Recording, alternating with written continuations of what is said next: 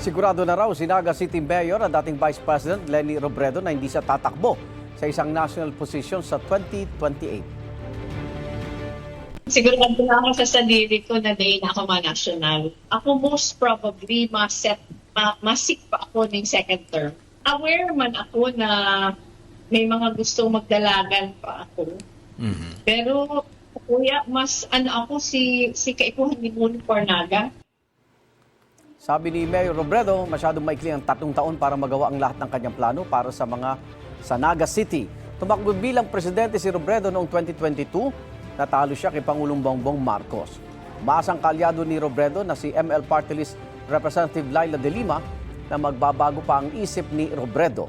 Sabi naman ng running mate ni Robredo noong 2022 at ngayon Senador Kiko Pangilinan, nirerespeto niya ang desisyon ng dating Vice Presidente. Pero makikinabang daw ang buong bansa kung magbabago ang isip ni Robredo, lalo na't marami niya ang nananawagan para sa tapat na serbisyo at good governance.